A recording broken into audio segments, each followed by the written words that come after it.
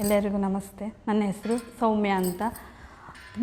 ಪೂರ್ಣಪ್ರಜ್ಞಾ ಸ್ಕೂಲಲ್ಲಿ ಓದ್ತಾ ಇರೋ ಫಸ್ಟ್ ಸ್ಟ್ಯಾಂಡರ್ಡ್ ಆರೋಹಿ ಮಮ್ಮಿ ಮಾತಾಡೋದು ನಾನು. ಪೂರ್ಣಪ್ರಜ್ಞಾ ಗ್ಲೋಬಲ್ ಎಕ್ಸಲೆನ್ಸ್ ಸ್ಕೂಲ್ ಬಗ್ಗೆ ಹೇಳಬೇಕಂದ್ರೆ, ನಾನು ಫಸ್ಟು ನನ್ನ ಮಗಳಿಗೆ ಅಂಗನವಾಡಿಯಲ್ಲಿ ಓದ್ತಿದ್ಲು ನನ್ನ ಮಗಳು. ಫಸ್ಟ್ ನನ್ನ ಮಗಳಿಗೆ ಸ್ಕೂಲಿಗೆ ಫಸ್ಟ್ ಸ್ಟ್ಯಾಂಡರ್ಡಿಗೆ ಅಟೆಂಡ್ ಮಾಡಬೇಕು ಅಂತ ಯಾವ ಸ್ಕೂಲಿಗೆ ಹಾಕೋದಪ್ಪ ಅಂತ ಯೋಚನೆ ಮಾಡ್ತಾಯಿದ್ದೆ.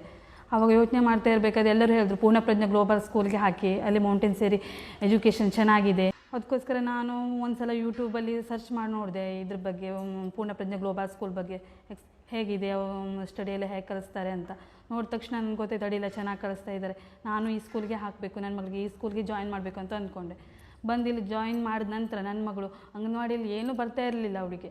ಇಲ್ಲಿ ಬಂದ ತಕ್ಷಣ ಎಲ್ಲ ಟೀಚರ್ಸ್ ಎಲ್ಲ ಸೇರಿ ಚೆನ್ನಾಗಿ ಟ್ರೈನಿಂಗ್ ಕೊಟ್ಟು ಚೆನ್ನಾಗಿ ಪಿಕಪ್ ಮಾಡಿದ್ದಾರೆ. ಇವಾಗ ಅಡಿಲ್ಲ ನನ್ನ ಮಗಳು ಚೆನ್ನಾಗಿ ಓದ್ತಾಳೆ, ಬರೀತಾಳೆ, ಇಂಗ್ಲೀಷ್ ಒಂದನ್ನು ಓದಲಿಕ್ಕೂ ಬರ್ತಾ ಇರಲಿಲ್ಲ ಅವಳಿಗೆ. ಇಲ್ಲಿ ಬಂದ ತಕ್ಷಣ ಎಲ್ಲ ಓದೋದು ಬರೆಯೋದು ಎಲ್ಲ ಚೆನ್ನಾಗಿ, ಹ್ಯಾಂಡ್ ರೈಟಿಂಗ್ ಕೂಡ ಏನೂ ಅಷ್ಟು ನೀಟಾಗಿರಲಿಲ್ಲ. ಅಂದರೆ ಅಂಗನವಾಡಿಯಲ್ಲಿ ಓದ್ತಾ ಇದ್ದಲ್ಲ ಅವಳು, ಅಷ್ಟು ನೀಟಾಗಿರಲಿಲ್ಲ. ಇಲ್ಲಿ ಬಂದಮೇಲೆ ಹ್ಯಾಂಡ್ ರೈಟಿಂಗ್ ಕೂಡ ಚೆನ್ನಾಗಾಗಿದೆ ಇವಾಗ.